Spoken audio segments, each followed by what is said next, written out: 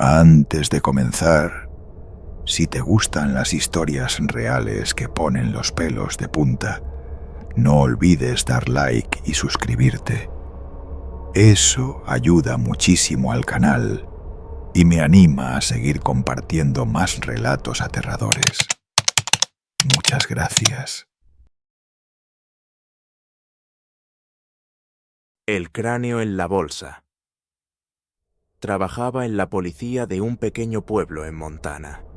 Un día recibimos una denuncia.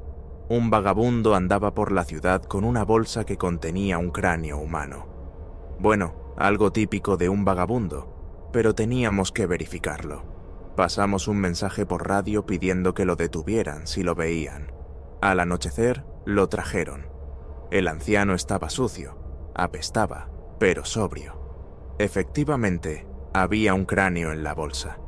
Empezamos a interrogarlo sobre de dónde lo había sacado, pero hablaba sin sentido. No recordaba su nombre ni de dónde era. Claro, el cráneo podría estar relacionado con un crimen, así que decidimos confiscarlo. Cuando empezamos a empacarlo, el anciano entró en pánico y gritó: «¡No se lo lleven! ¡Moriré!». Mi compañero, Alex, decidió no atormentar más al hombre, que claramente no estaba en sus cabales. Llamó a un forense para que examinara el cráneo. Mientras tanto, siguió interrogando al vagabundo. El hombre afirmaba que era su cráneo, no en el sentido de que le perteneciera, sino que era su propio cráneo, parte de su esqueleto. Alex, un hombre paciente, le preguntó cómo era posible si su cabeza estaba intacta. El vagabundo no podía explicarlo, pero insistía. El forense llegó, examinó el cráneo y dijo que era viejo, pero para estar seguro necesitaba tomar una muestra. Tomó un escalpelo y comenzó a raspar algo del hueso. De repente, el vagabundo se agarró la cabeza y gritó de dolor. El forense se detuvo, recogió las muestras en un trozo de papel y lo guardó en su bolsillo. El vagabundo se calmó. Decidimos hacer una verificación rápida y enviar al vagabundo a un hospital psiquiátrico. Alex llamó a otros departamentos preguntando si había denuncias de profanación de tumbas. Nada. Luego intentó encontrar un hospital que lo aceptara, pero en todas partes se negaron, diciendo que no había camas o personal suficiente. Alex decidió dejarlo pasar la noche y se fue a casa. A la mañana siguiente, regresó y encontró al vagabundo tirado en un banco fuera de la estación. Resulta que apestaba tanto que los oficiales de turno lo habían echado. Lloraba y rogaba que lo dejaran entrar, pero finalmente se durmió. También dijeron que había estado hablando de un hechicero o un espíritu maligno, así que lo apodaron el espíritu maligno por el insoportable hedor. Al mediodía, el forense regresó con un análisis preliminar. El cráneo era viejo, pero no parecía haber estado enterrado por mucho tiempo. Tenía más de 100 años, pero no podía ser más preciso. Alex llamó al museo local, preguntando si faltaban huesos. Nada. Luego se ocupó de otros casos, y el vagabundo se quedó en el banco. Alex le trajo comida, pero no había dónde enviarlo. Pasaron unos días. Durante ese tiempo, el vagabundo contó su historia. Era extraña, pero detallada. Dijo que alguna vez había tenido una buena vida, una familia, pero lo había olvidado todo. Lo único que recordaba era su miedo a la muerte. Tenía tanto miedo de morir que conoció a una especie de entidad. Un hombre con ojos negros, sin blancos y un brillo rojizo en las pupilas. El hombre le dijo que moriría si su cráneo era destrozado, pero si llevaba su propio cráneo consigo, podría vivir tanto como quisiera. Aceptó, tomó el cráneo y desde ese momento olvidó su nombre, su familia y todo lo demás. Alex sintió lástima por él, pero había asuntos más urgentes, sobre todo porque había un asesino en serie en el condado y todos estaban ocupados con eso. El jefe de Alex se enfadó cuando se enteró del vagabundo. Decidió que el cráneo no era evidencia y ordenó destruirlo. Tomó un martillo y destrozó el cráneo en pedazos. «Aquí, dáselo», dijo. Alex salió, y el vagabundo estaba tirado junto al banco. Su cabeza estaba deformada, como si alguien la hubiera golpeado con un martillo. Estaba muerto. Llamamos al mismo forense. Él negó con la cabeza. Nunca había visto una lesión así. No había sangre, pero el cráneo estaba destrozado. El caso se cerró. El cuerpo y los fragmentos del cráneo fueron incinerados. Todos los documentos fueron destruidos para evitar más preguntas.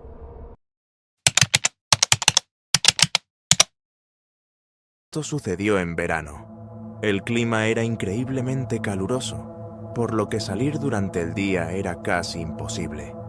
Estaba pasando mis vacaciones en el pueblo, y una noche decidí dar un paseo con mis amigas. Nos encontramos en el parque local y comenzamos a vagar por el pueblo. Caminamos durante mucho tiempo, casi llegando al río. Cerca de allí había unas cuantas casas abandonadas. Siempre había rumores sobre ellas, como suele suceder. La gente decía que una pareja loca solía vivir allí, que torturaba a los niños, adoraba al diablo y realizaba rituales mágicos. Las casas estaban apartadas de las demás, viejas, torcidas y medio destruidas por el tiempo y la humedad. Una de mis amigas recordó cómo nos asustaban con esas casas de niños para que no exploráramos las ruinas. Entonces sugirió que entráramos para darnos un susto. Nos colamos por el jardín y el patio cubiertos de maleza y entramos por una ventana. La puerta estaba tan torcida que no se podía abrir. El piso crujía terriblemente y el viento silbaba por las grietas. Nos separamos. Yo fui con Katia a revisar la cocina y el dormitorio, mientras que Masha y Vera fueron al sótano y al pasillo. De repente, se escuchó un crujido terrible, seguido de ruido y luego gritos de nuestras amigas. Corrimos hacia la puerta del sótano. Resultó que las escaleras viejas y podridas se habían derrumbado cuando bajaban. Las chicas quedaron en completa oscuridad y usamos las linternas de nuestros teléfonos para ver qué había pasado. Masha se había dislocado la pierna y no podía apoyarse en ella, mientras que Vera se había raspado gravemente la rodilla. Afortunadamente, las otras lesiones eran menores, solo rasguños y moretones.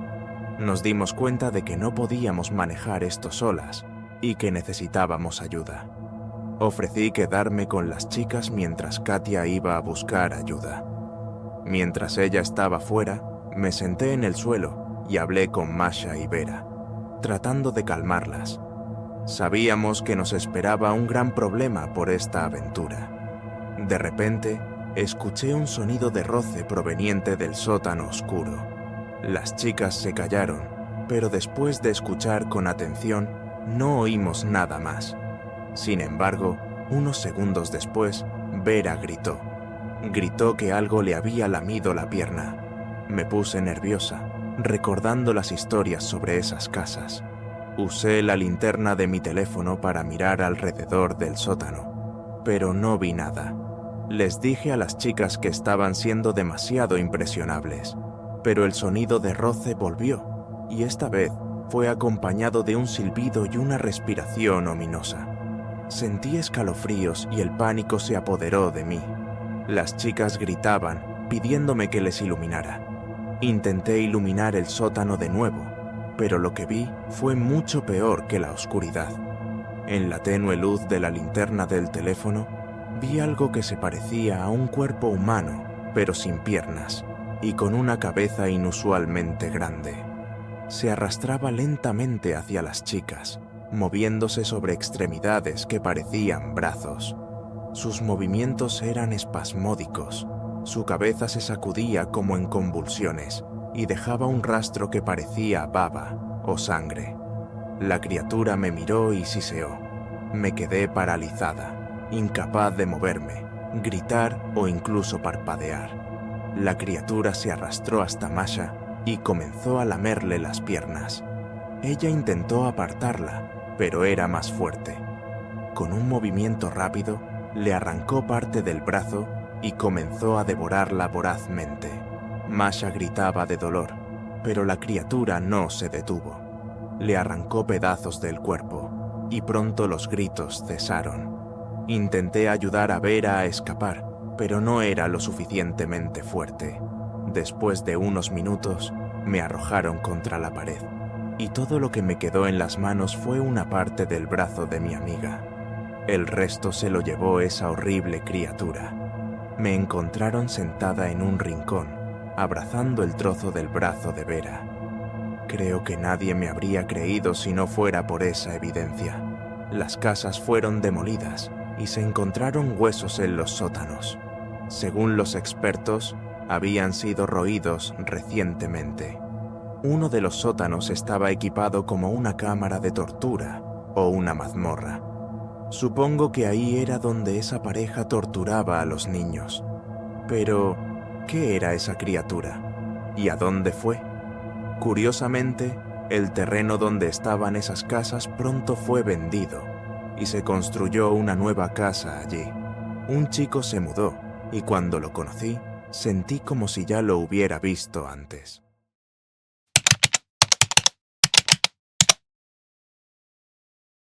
La maldición de Annabel, la verdad detrás de la sonrisa. Vivían en una pequeña casa fuera de la ciudad, rodeada de un denso bosque. La casa era antigua pero acogedora, con un gran jardín donde a los niños les encantaba jugar. El marido, la esposa y sus 2 hijos, Mark de 8 años y Joseph de casi 6. La mujer siempre había soñado con tener una hija. Amaba a sus hijos y estaba orgullosa de ellos, pero el sueño de una niña la había acompañado desde su infancia. Su propia madre había fallecido temprano, y ella siempre había querido sentir el mismo vínculo que alguna vez tuvo con ella. Después de numerosas visitas a médicos, exámenes y pruebas, descubrieron la dura verdad. Después de su último parto, ya no podía tener hijos. Esta noticia la destrozó. Comenzó a encerrarse en sí misma, pasando horas en su habitación, mirando por la ventana al bosque que alguna vez la inspiró. Al verla en este estado, su marido y sus hijos celebraron una reunión familiar. Después de largas discusiones, llegaron a una decisión. Si no podían tener una hija propia, adoptarían una. Y así, Annabel, de 7 años, se unió a su familia. La niña era increíblemente dulce, como un rayo de sol que brillaba desde dentro. Su cabello dorado y sus grandes ojos azules parecían tan puros que incluso el bosque alrededor de la casa parecía cobrar vida con sus sonrisas.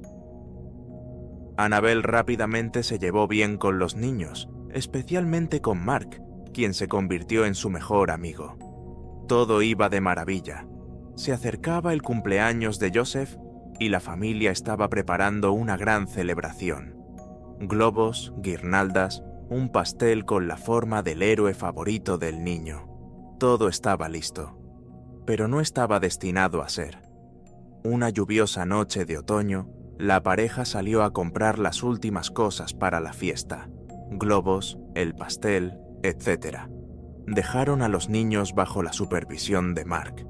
Regresaron tarde en la noche, después de que la lluvia había cesado, pero el bosque alrededor de la casa parecía inquietantemente silencioso, como si esperara algo. Entraron en silencio, sin querer despertar a los niños. Apagaron la televisión en la sala. Mark probablemente la había estado viendo y olvidó apagarla, como siempre, y subieron a su habitación. Decidieron revisar a los niños. La habitación de Mark estaba vacía, solo ropa dispersa y una cama deshecha.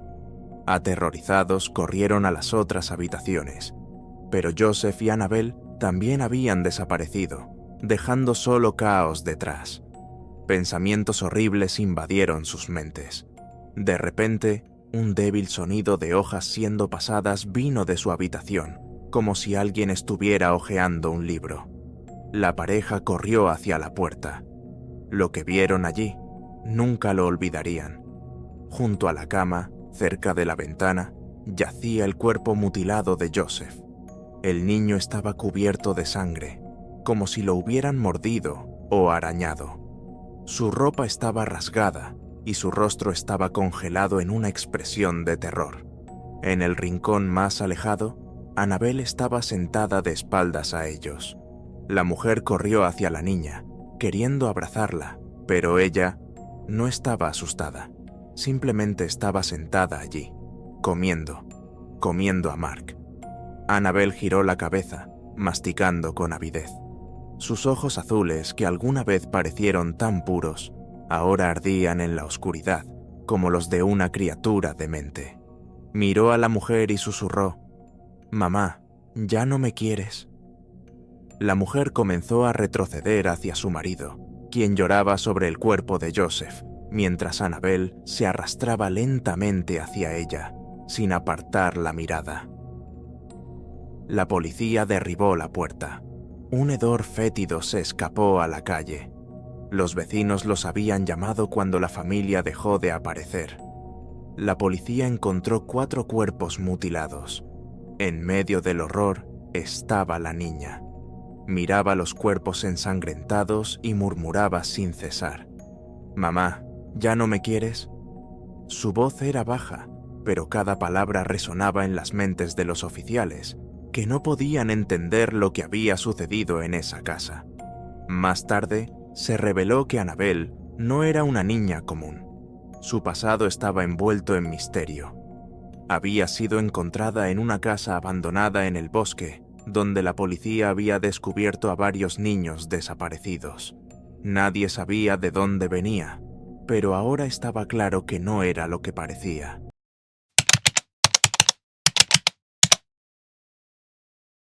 Antes de comenzar, si te gustan las historias reales que ponen los pelos de punta, no olvides dar like y suscribirte. Eso ayuda muchísimo al canal y me anima a seguir compartiendo más relatos aterradores. Muchas gracias. Ustedes son increíbles. Esto ocurrió no hace mucho. Mis padres se fueron al cumpleaños de unos amigos y yo me quedé en casa.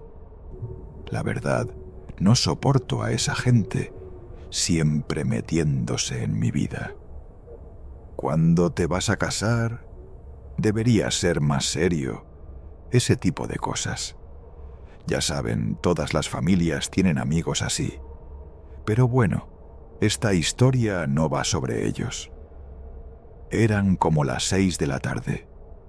En pleno invierno, ya estaba oscuro. Estaba viendo una película, pero no podía concentrarme. Afuera, una tormenta de nieve rugía, y como vivimos en una casa en las afueras, solo pensaba en la pala y en la nieve que tendría que quitar por la mañana. Hacía frío, así que encendí la estufa de leña, preparé té y me senté en el alféizar con mi taza. La tormenta había cesado, el cielo estaba despejado y la luna llena brillaba como un faro, pero el viento aún aullaba. Salí al porche a fumar.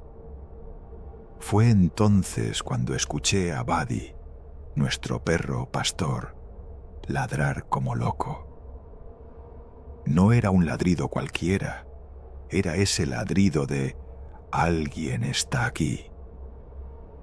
Pensé que quizás había alguien en la puerta. Salí a revisar. Nada. Pero Buddy seguía ladrando sin parar.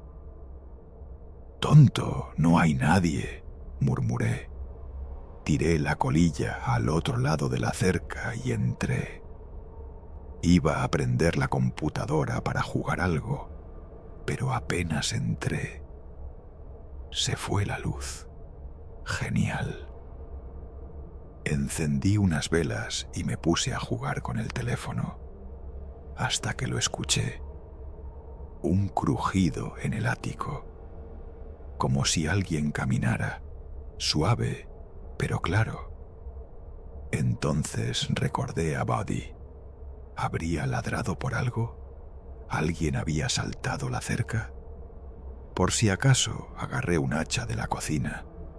Nuestra casa es humilde, pero nunca se sabe. Salí en silencio, evitando hacer ruido en la nieve. Me acerqué al ático. No había huellas. Subí y no había nadie. La puerta estaba cerrada con el gancho por fuera. Extraño.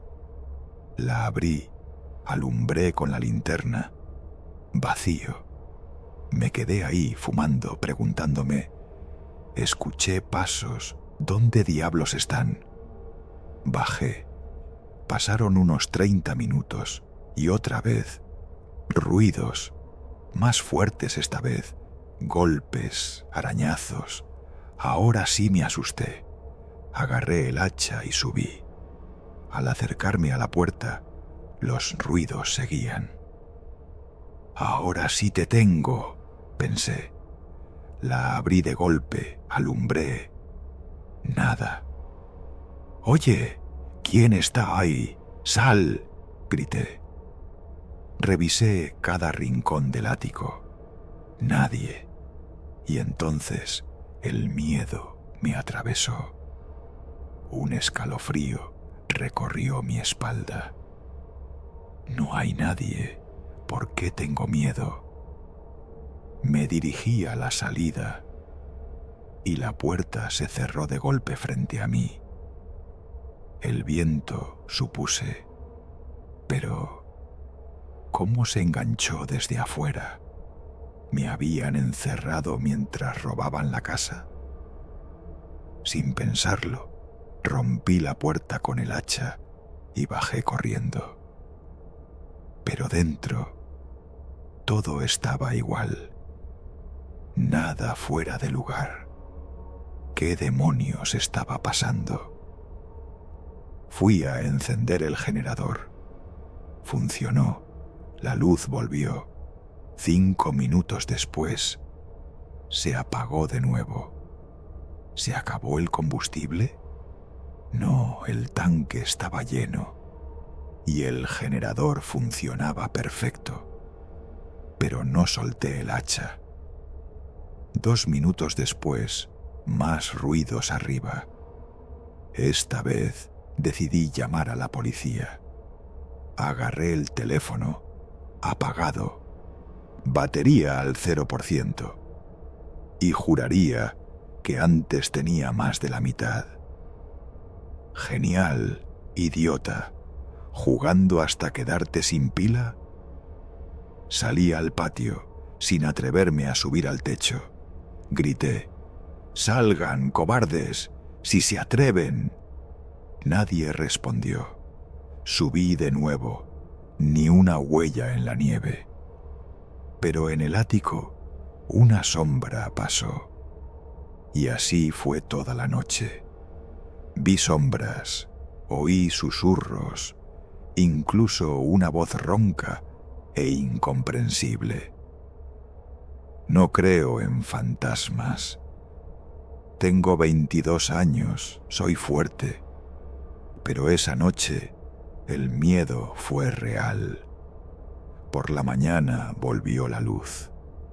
Entré a la cocina y el teléfono estaba sobre la mesa, encendido, 50% de batería. El generador, lleno de combustible, arrancó al primer intento. ¿Cómo se apagó todo? ¿Qué fue eso? Mis padres volvieron al mediodía. No les dije nada. ¿Para qué? Desde entonces no he vuelto a escuchar nada raro. Pero aún me pregunto, ¿qué había en el ático esa noche? Y no quiero creer que fuera un fantasma.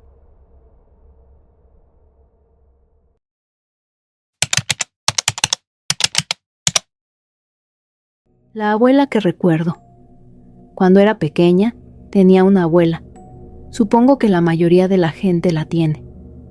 No recuerdo mucho de esa época. Debía tener unos 2 años. Los recuerdos están dispersos y son como de un sueño.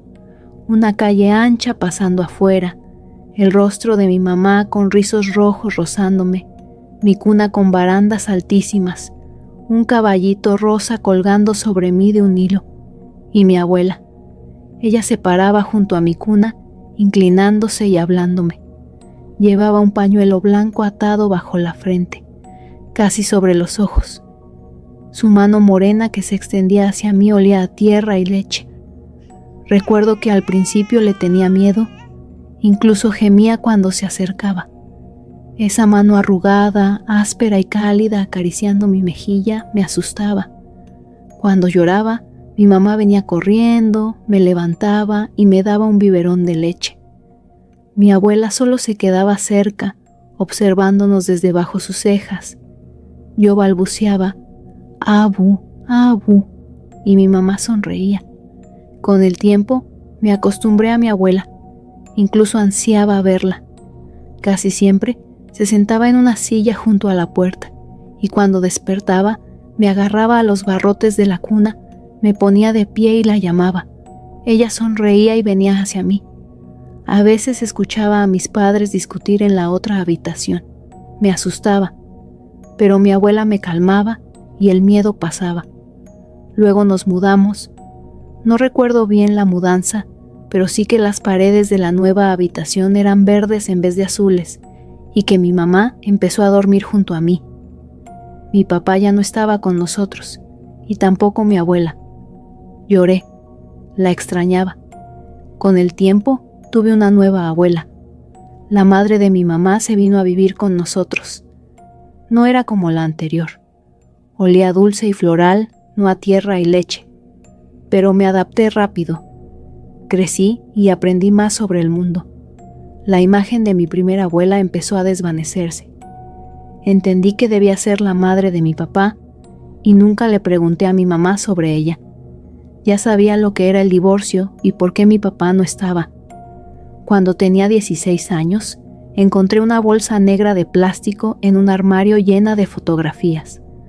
Para mi alegría, una de ellas mostraba a mi abuela.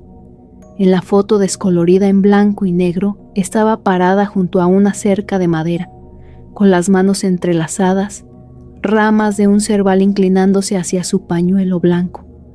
Guardé la foto y la escondí en mi joyero. No se la mostré a mi mamá. Ahora tengo 22 años. Estoy casada y embarazada de un niño. Hace unos días, mi mamá y yo estábamos revisando mis cosas de bebé. Había guardado muchas, escogiendo artículos para el nuevo bebé. Empezamos a charlar y le pregunté cómo era de pequeña. Decía cosas normales, pero luego dijo algo extraño. Dijo que se divorció de mi papá por mi culpa, y gracias a Dios añadió. Dijo que cuando yo tenía 2 años ya no podía dormir, porque yo seguía hablando con alguien en mi cuarto por las noches. Que le salía sudor frío cuando me veía parada en la cuna, sonriendo y extendiendo los brazos hacia la nada. Que cuando me levantaba, constantemente vislumbraba, solo por el rabillo del ojo, a alguien parado detrás de ella. Dijo que mi habitación siempre olía a tierra fresca, que la puerta se abría y cerraba sola.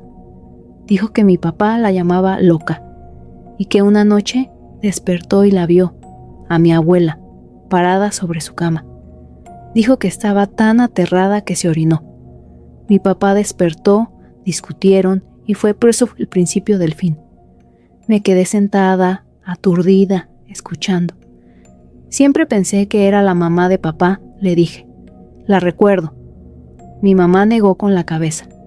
Cariño, los padres de tu papá viven en el noroeste del Pacífico. Nunca nos visitaron. Le mostré la foto que encontré años atrás. Se estremeció al verla. No sé quién es esta, dijo. Recuerdo esa bolsa de fotos, pero no sé de dónde salieron. Solo las metí en una maleta cuando nos mudamos y luego las puse en el armario.